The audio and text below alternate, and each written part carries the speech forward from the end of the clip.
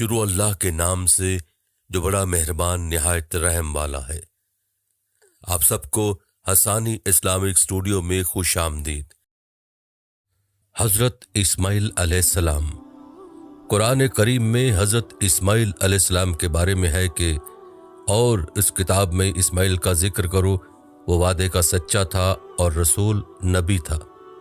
वो अपने घर वालों को नमाज और ज़कात का हुक्म देता था और अपने रब के नज़दीक एक पसंदीदा शख्स था। सूरह मरियम हज़रत इस्माइल अलैहिस्सलाम के बारे में जो कुछ मालूमात हुई हैं उसके मुताबिक आप जबरून के मकाम पर, जिसे अल खलील फ़लस्तीन कहते हैं, 2074 कबल मसीह पैदा हुए। जब इस्माइल अलैहिस्सलाम बच्चे थे तो रब कायनात ने हज़रत इब्राहिम खलीलुल्लाह से फरमाया, ए खलील, हम काबा की तामीर करना चाहते हैं। इस मुक़द्दस काम के लिए आपको मामूर किया जाता है।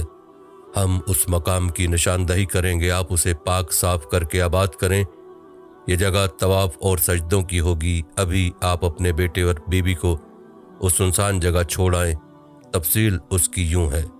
हज़रत इब्राहीम अलैहिस्सलाम 75 साल की उम्र में जब अपने वतन इराक से हिजरत करके मुल्क कनान फ़लस्तीन में तशरीफ़ लाए तो उस वक्त आपके साथ आपके भाई हज़रत लूत के अलावा आपकी बीवी हज़रत सारा भी थीं। हज़रत सारा के कोई औलाद नहीं थी, इसलिए ये घराना औलाद की नेमत से महरूम था। आप इस महरूमी पर बहुत ज़्यादा मायूस हुए। आप अलैहिस्सलाम ने अपने रब से इल्तिजा की, ऐ परवरदिगार, मुझे एक बेटा अता कर जो सालहों में से हो। आप अलैहिस्सलाम ने दीन हक फैलाने, नेकी का दर्स देने, बदी से रोकने के लिए अपना घर बार छोड़ा। शाम, फ़लस्तीन और मिस्र के दूर दराज इलाकों का दौरा किया और लोगों को दीन की बातें बताते थे। जब आप अलैहिस्सलाम मिस्र पहुँचे, उस वक्त मिस्र पर जिस खानदान की हुकूमत थी उससे हज़रत इब्राहीम अलैहिस्सलाम की रिश्तेदारी थी। हज़रत इब्राहीम अलैहिस्सलाम के वाक़े में शाह मिस्र और हज़रत इब्राहीम का जिक्र किया गया है कि किस तरह शाह मिस्र ने आप अलैहिस्सलाम के साथ सलूक किया। जब हज़रत इब्राहीम अलैहिस्सलाम मिस्र पहुँचे तो वहाँ के बादशाह ने आप अलैहिस्सलाम का निहायत इज़्ज़त व एहतराम से इस्तकबाल किया। उस वक्त आप अलैहिस्सलाम के हमरा आपकी बीवी हज़रत सारा भी थीं। बादशाह हज़रत इब्राहीम अलैहिस्सलाम को कदर की निगाह से देखता था और बहुत ज़्यादा इज़्ज़त करता था। मिस्र के बादशाह ने अपनी बेटी हाजरा को एक खादिमा की हैसियत से हज़रत इब्राहीम अलैहिस्सलाम के सामने पेश किया और शादी करा दी और कहा कि मेरी बेटी का इस घर में लौंडी होकर रहना दूसरे घर में मलका होकर रहने से बेहतर है। हज़रत सारा ने भी खुशी से इजाज़त दे दी। हज़रत हाजरा पहले ही साल हामिला हो गईं। एक मजहबी किताब में इस वाक़े का इस तरह तस्करा किया गया, खुदाबंद के फरिश्ते ने उससे कहा कि मैं तेरी औलाद को बहुत बढ़ाऊँगा, यहाँ तक कि कसरत के सबब उसका शुमार ना हो सकेगा। और खुदाबंद के फरिश्ते ने उससे कहा कि तू हामिला है और तेरा बेटा होगा, उसका नाम इस्माइल रखना, इसलिए कि खुदाबंद ने तेरा दुख सुन लिया है। कुरान करीम में उसका जिक्र इस तरह है, हमने उसको हज़रत इब्राहीम एक हलीम लड़के की बशारत दी। हज़रत सारा के कोई औलाद नहीं थी, इसलिए सारा के दिल में दुख पैदा हुआ। वो मायूस हो चुकी थी, उन्हें बहुत ज़्यादा सदमा पहुंचा जिससे उनका दिमाग चिड़चिड़ा हो गया। हज़रत हाजरा से अनबन हो गई, दोनों के दरमियान लड़ाई झगड़ा भी शुरू हो गया।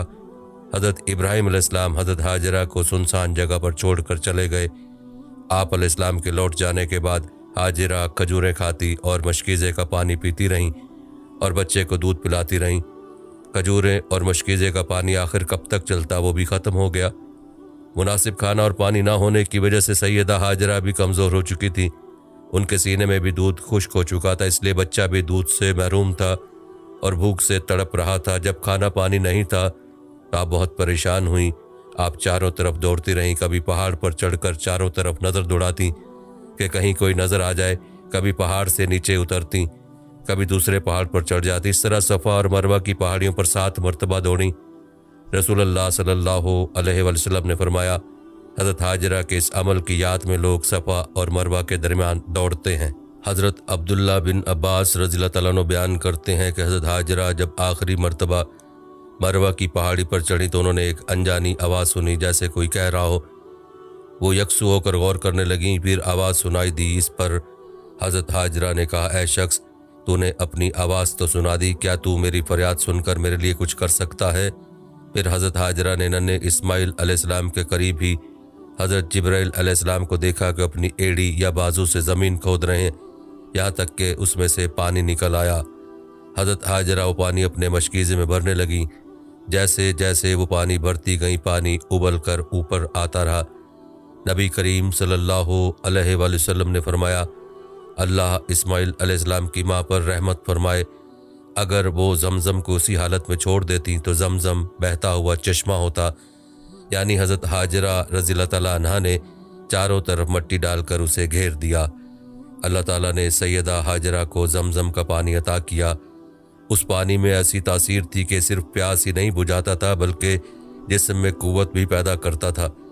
حضرت ابن عباس رضی اللہ تعالیٰ عنہ کی روایت ہے کہ ایک روز ان کے سامنے ایک فرشتے نے حاضر ہو کر کہا، یہاں اللہ کا گھر ہے جسے یہ بچہ اور اس کا باپ دونوں تعمیر کریں گے، اور اللہ اس گھر سے لوگوں کو ضائع نہیں کرے گا۔ حضرت حاجرہ اور ننھے اسماعیل کو رہتے ہوئے تھوڑا ہی عرصہ گزرا تھا کہ قبیلہ جرہم کے کچھ لوگ مقام خدا کی طرف سے آئے اور مکہ کے نشیبی علاقے میں ٹھہرے۔ ان لوگوں نے دور سے دیکھا کہ ایک پرندہ ایک جگہ پر چکر لگا رہا ہے۔ انہوں نے خیال کیا کہ پرندہ اسی جگہ پر چکر لگاتا ہے جہاں پانی ہو۔ معلوم کرنے کے لیے اس مقام پر اپنے 2 آدمی بھیجے۔ انہوں نے وہاں پانی دیکھا تو واپس آ کر اپنے آدمیوں کو بتایا۔ انہیں پانی کی ضرورت تھی تو کچھ مشقیں لے کر پانی لینے کے لیے پہنچے تو وہاں ایک عورت اور بچے کو سنسان جگہ پر موجود پا کر حیرت زدہ ہوئے۔ انہوں نے سیدہ حاجرہ سے پانی طلب کیا، اس کے بدلے میں کھانے کے لیے بڑی مقدار میں کھجوریں پیش کی اور واپس چلے گئے۔ بنو جرہم کے لوگ دوبارہ اس جگہ پر آئے، پانی لیا، بدلے میں کھجوروں کے علاوہ کچھ اور سامان دیا، واپس لوٹ گئے۔ عرب کے دوسرے قبیلے بھی وہاں آتے، پانی لیتے، واپس لوٹ جاتے۔ چونکہ عرب کے لوگ خانہ بدوشوں کی زندگی گزارتے تھے اس لیے وہاں آمد و رفت رہتی تھی۔ ایک مرتبہ پھر بنو جرہم کے لوگ آئے، حضرت حاجرہ سے رہنے سہنے کے لیے اجازت طلب کی۔ بنو جرہم کے لوگ سیدہ حاجرہ کی طبیعت و عادت سے اچھی طرح واقف ہو چکے تھے۔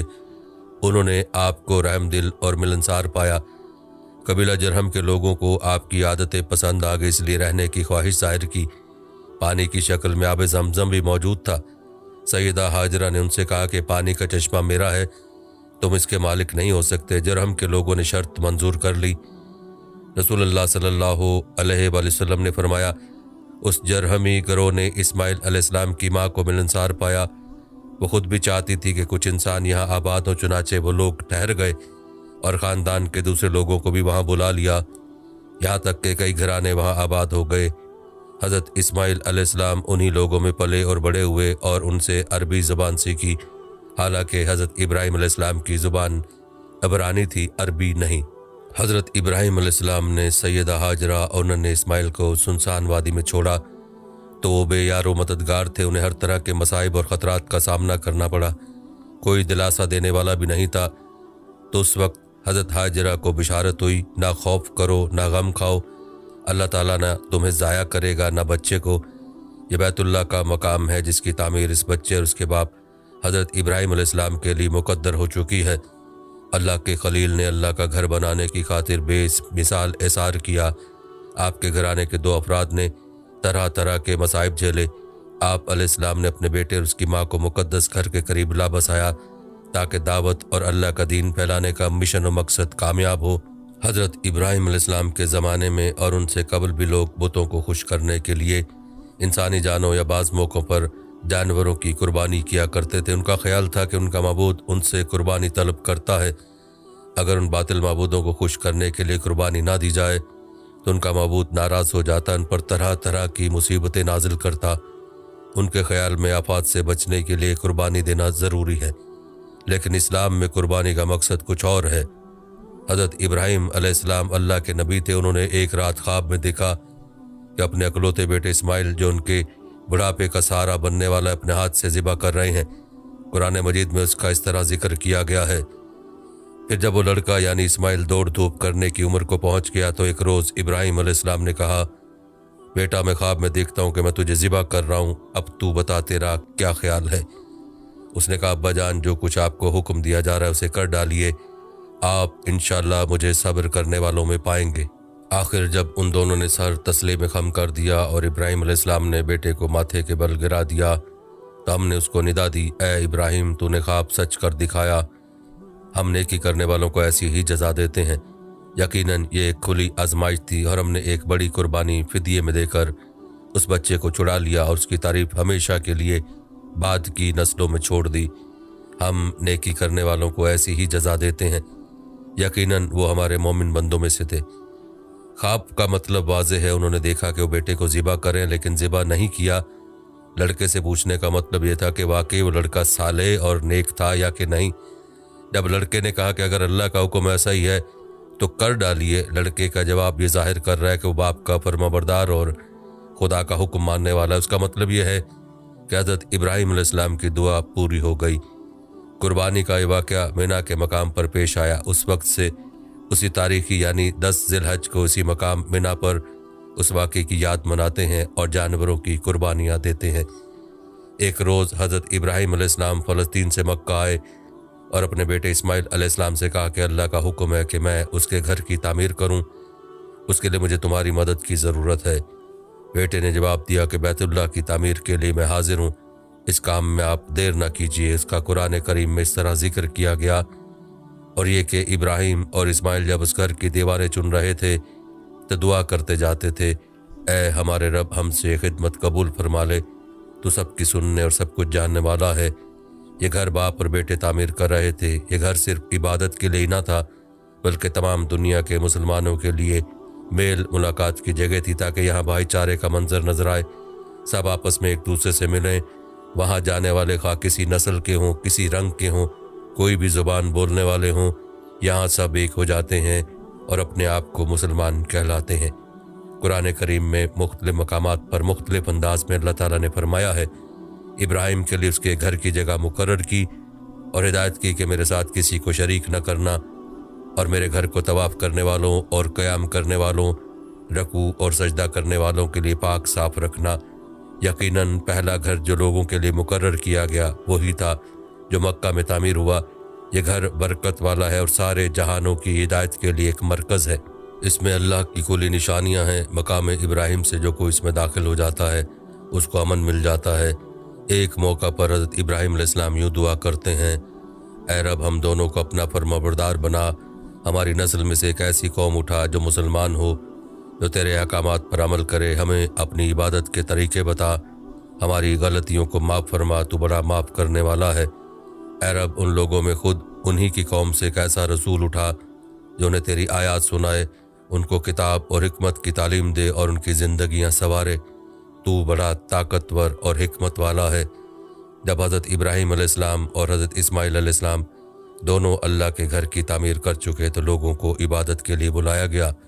اس کا ذکر قرآن کریم میں اس طرح آیا ہے، اور حکم دیا کہ لوگوں میں عام منادی کر دو کہ تمہارے پاس آئیں، خواہ پیدل آئیں یا دور دراز مقام سے دبلی اونٹنیوں پر آئیں، تاکہ یہاں آ کر دیکھیں کہ ان کے لیے کیسے کیسے دینی اور دنیاوی فائدے ہیں۔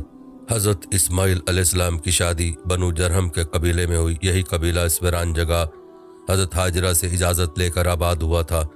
حضرت ابراہیم علیہ السلام کی زبان عبرانی تھی، حضرت ہاجرہ قبطی زبان بولتی تھیں، بنو جرہم عربی بولتے تھے، اس لیے حضرت اسماعیل علیہ السلام کی سسرالی زبان عربی تھی۔ اس علاقے میں عرب کے لوگ آباد ہو گئے۔